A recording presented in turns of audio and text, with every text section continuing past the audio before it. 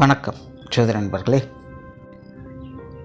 பொதுவாக ஜோதிடம் என்பது பல விஷயங்களையும் உள்ளடக்கிய ஒரு கணித அறிவியல். இதில் தேடல் அப்படிங்கிறதே முடிவடையாத ஒன்று. தேட புதுசாக வந்துக்கிட்டே தான் இருக்கும்.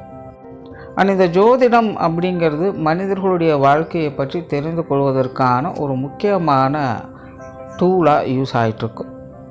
இந்த ஜோதிடத்தில் கிரக நிலைகள் அப்படிங்கிறது தான் ரொம்ப முக்கியம். காரணம் அதுதான் பலன்களை கொடுக்கக்கூடியது. அடுத்தபடியாக வர்றது ராசியும் லக்னமும்.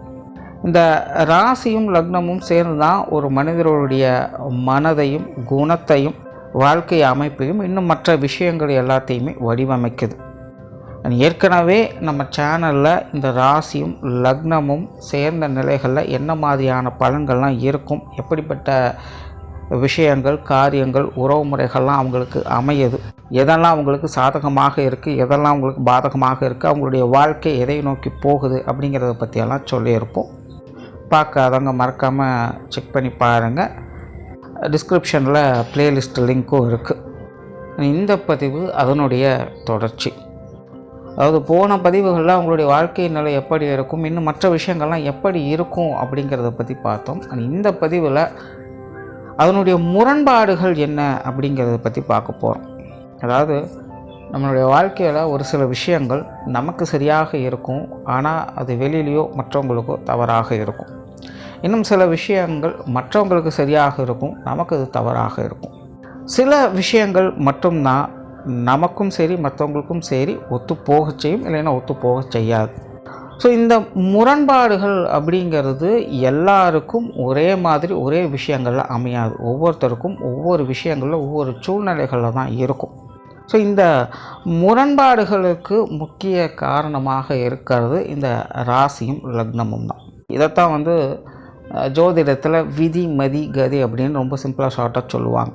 இதை விதி கெட்டால் மதியப்பார், மதி கெட்டால் விதியப்பார் அப்படிங்கிற பழமொழிகள்லாம் இருக்கும்.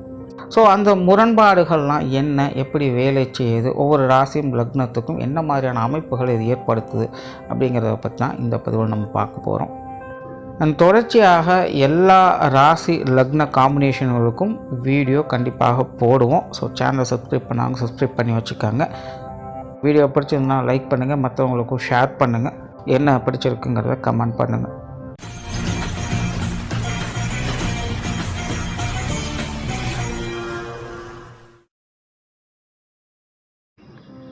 மகர ராசி மேஷ லக்னம். இந்த மகர ராசி மேஷ லக்னத்தை சார்ந்தவங்க முழுக்க ஒரு காரியவாதிகளாகவே இருப்பாங்க. ஜென்ரலாகவே மகரமாகட்டும் அல்லது மேஷமாகட்டும், அது ராசியாக அமைஞ்சாலும் சரி லக்னமாக அமைஞ்சாலும் சரி, ரெண்டுமே பார்த்திங்கன்னா காரியத்தில் குறியாக இருக்கக்கூடியவங்க. அவங்களுடைய தேவை என்ன, அவங்களுடைய லட்சியம் என்ன, உங்களுடைய செயல்திறன் என்ன, உங்களுடைய மோட்டோ என்ன, இப்படிங்கிற விஷயங்களில் தான் அதிக ஃபோக்கஸ்டாக அவங்க இருப்பாங்க. அதில் இந்த மேஷ லக்னம் மகர ராசி அப்படிங்கிற காம்பினேஷன் இந்த மாதிரியான விஷயங்களில் இன்னும் அதிகமாக ஆர்வம் காட்டக்கூடிய நிலைகளை அவங்களுக்கு ஏற்படுத்தும். ஸோ சிம்பிளாக பார்த்தோம்னா இவங்க எப்போவுமே ஏதாவது ஒரு விஷயங்கள் காரியங்கள் ஈடுபட்டு கொண்டே இருப்பாங்க. இவங்களுடைய வேலையிலே இவங்க கண்ணும் கருத்துமாக இவங்க இருந்துக்கிட்டு இருப்பாங்க. இவங்களை பேசி சமாளிக்கிறது அப்படிங்கிறது ரொம்ப கஷ்டமாக இருக்கும். இவங்களை போட்டி சமாளிக்கிறது அப்படிங்கிறது ரொம்ப கஷ்டமாக தான் இருக்கும். தனிப்பட்ட முறையில் இவங்க கஷ்டப்படுறாங்க, முன்னேறாங்க, அதெல்லாம் வேறு விஷயம். ஆனால் மற்றவங்களுடைய தலையீடுகள், போட்டி பொறாமைகள் போன்ற விஷயங்கள்லாம் வந்துடுச்சு அப்படின்னா இவங்களை பீட் பண்ணுறது அப்படிங்கிறது கொஞ்சம் கஷ்டமாக தான் இருக்கும். ஏன்னா இவங்க எப்போவுமே தன்னுடைய காரியத்தில் குறியாகவே இருக்கக்கூடியவங்க. தூக்கத்தில் கூட அடுத்தது என்ன செய்யணும் அப்படிங்கிற யோசனை தான் இவங்ககிட்ட எப்போவுமே இருக்கும். எப்போவுமே ஜோதிடத்தில் ஒரு விஷயம் பாசிட்டிவாக வேலை செஞ்சது அப்படின்னா இன்னொரு விஷயம் நெகட்டிவாக வேலை செஞ்சிடும். ஸோ அப்படி தான் இந்த மகர ராசி மேஷ லக்னத்தை பொறுத்தவரை முன்னாடி சொன்ன விஷயங்கள் எந்த அளவுக்கு அது பாசிட்டிவாக பார்க்குறோமோ அதே அளவுக்கு நெகட்டிவாகவும் பார்க்க வேண்டியதாக இருக்குது. அதாவது சிலர்லாம் நம்மளால் பார்க்க முடியும், எப்போவுமே அவங்க வேலைன்னு அவங்க வேலையிலேயே இருப்பாங்க, மற்ற எல்லா விஷயங்களுமே அவங்க கோட்டை விட்டுடுவாங்க.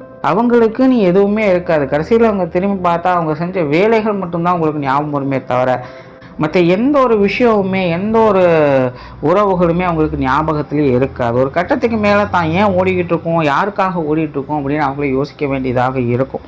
எதுக்காக நம்ம இவ்வளோ தூரம் கஷ்டப்பட்டுட்ருக்கோம் அப்படிங்கிறது அவங்களுக்கே புரியாது. அங்கே புரிய வரக்கூடிய அந்த காலகட்டம் வரும்பொழுது அங்கே எதுவுமே இருக்காது அப்படிங்கிறதான் ஒரு நிதர்சனமாக இருக்குது. ஸோ இது உங்களுக்கு பெரிய முரண்பாடுகளாகவும் இருக்குது. என்னப்பா வேலை செய்கிறது ஒரு குத்தமா அப்படின்னு கேட்கலாம். ஆனால் பழமொழியே இருக்குது, அளவுக்கு மீறினால் அமுது நெஞ்சு அப்படிங்கிறது. அந்த மாதிரி தான் வேலைன்னு வேலையில் மட்டுமே கவனம் செலுத்திட்டு இருக்கிறதும் ஒரு பிரச்சனை தான். வேலை செய்கிறது அப்படிங்கிறது தப்பு கிடையாது, ஆனால் அதுக்காக அது மட்டும்தான் வாழ்க்கை அப்படின்னு நினச்சிருக்கிறது தான் இங்கே பிரச்சனையே. இவங்களுடைய சிறப்பு அம்சமே என்னன்னு பார்த்தீங்கன்னா, மற்றவங்களுடைய தேவை என்ன அப்படிங்கிறத புரிஞ்சுக்கிட்டு மற்றவங்களை எப்போவுமே கம்ஃபர்ட்டாக வச்சுக்கணும் அப்படின்னு நினைப்பாங்க. உண்மையை சொல்ல போனால் மற்றவங்களை திருப்திப்படுத்தணும் அப்படிங்கிறது தான் இவங்களுடைய முதன்மை நோக்கமே. இதுக்காகவே இவங்க ரொம்ப ரிஸ்க் எடுப்பாங்க, கஷ்டப்படுவாங்க, எல்லாமே செய்வாங்க. ஆனால் இவங்க அதனால் திருப்தியாக இருக்காங்களா அப்படின்னு பார்த்தீங்கன்னா அது எப்பவுமே கேள்விக்குறியாக தான் இருக்கும். அதனால தான் முன்னாடி சொன்னேன், இவங்க எதுக்காக ஓடிட்டுருக்கோம், யாருக்காக ஓடிட்டுருக்கோம் அப்படின்னு ஒரு கட்டத்துக்கு மேலே புரியாது. ஸோ இங்கே மற்றவங்களுடைய தேவையை இவங்க பூர்த்தி செஞ்சிடறாங்க அப்படிங்கிறது ஒரு சிறப்பான விஷயம்தான். ஆனால் என்ன தான் பூர்த்தி செஞ்சாலும் மற்றவங்க, அதாவது இவங்களால் பயன்பெற்றவங்க இவங்களுக்கு அனுகிரகமாக இருக்காங்களா அப்படின்னு பார்த்தீங்கன்னா அது எப்போவுமே ஒரு கேள்விக்குறியாகத்தான் இருக்கும். இன்னும் உங்களுக்கு கிளியராக புரிகிற மாதிரி சொல்லணும் அப்படின்னா, தமிழில் வியாபாரி அப்படின்னு ஒரு படம் வந்தது, எஸ்.ஜே. சூர்யா நடித்தது. கிட்டத்தட்ட அந்த ஹீரோவோட நிலை தான் இந்த மகர ராசி மேஷ லக்னம் அப்படிங்கிறது. அவங்கள பொறுத்த வரைக்கும் அவங்க சக்ஸஸ்ஃபுல்லாக தான் இருக்காங்க. ஆனால் மற்றவங்களை பொறுத்த வரைக்கும் இவங்க ஒவ்வொருத்தருக்கும் ஒவ்வொரு விதமாக தென்படுவாங்க. அதாவது கூட வேலை செய்கிற எல்லாத்துக்குமே இவங்க ஒரு டார்ச்சர், குடும்பத்தில் இருக்க எல்லாருக்குமே இவங்க நம்மளை எதையும் கண்டுக்காதவங்களாக இருக்காங்க, பாசம்னு என்னன்னு தெரியாத ஒரு ஆட்கள் அப்படின்னாலும் சொல்லுவாங்க. ஃப்ரெண்ட்ஸு, ரிலேட்டிவ்ஸு எல்லாமே பார்த்திங்கன்னா ஒரு ப்ரொஃபஷ்னலாக தான் அது எல்லாமே இருக்குமே அல்லாமல் சென்டிமெண்ட்டாலாம் எதுவுமே இருக்காது. கிட்டத்தட்ட இவங்களுடைய வாழ்க்கை நிலை அப்படிங்கிறது ஒரு உணர்ச்சியற்ற ரோபோ போல தான் இருக்க போகுது. அண்ட் முரண்பாடுகள் பற்றி சொல்கிறதுனால தான் இப்போ இந்த மாதிரி விஷயங்களை பற்றி சொல்கிறேன். இவங்களுடைய பாசிட்டிவ்ஸ் எடுத்துனா நிறைய விஷயங்களை சொல்லலாம். தனிப்பட்ட நிலையில் இவங்கள மாதிரி உயரக்கூடிய நபர்கள் யாரும் கிடையாது, இவங்கள மாதிரி நிறைய சாதிக்கக்கூடிய நபர்கள் யாரும் கிடையாது. இவங்க நினச்சாங்கன்னா எதையும் செய்யலாம். அதுக்கேற்ற இந்த மனோதிடமும் உடல் திடமும் இவங்கக்கிட்ட முழுமையாக இருக்கும். ஸோ இவங்க என்ன நினச்சாலும் அது ஈஸியாக அவங்களால செஞ்சு முடிக்க முடியும்.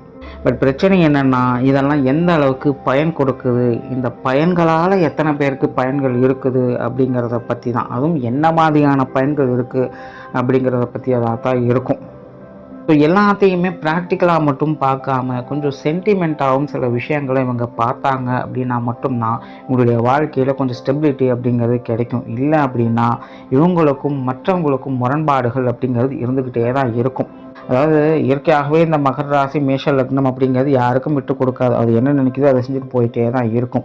ஸோ அதனால் டெசிஷன் அப்படிங்கிறது இவங்ககிட்ட தான் இருக்குது. ரூலிங் பவர் அப்படிங்கிறதும் எல்லாமே இவங்க தான், இவங்களுடைய கண்ட்ரோலில் தான் எல்லாமே இருக்க போகுது. இவங்க யாருக்கும் எதுக்கும் அசைஞ்சு கொடுக்க போகிறது கிடையாது.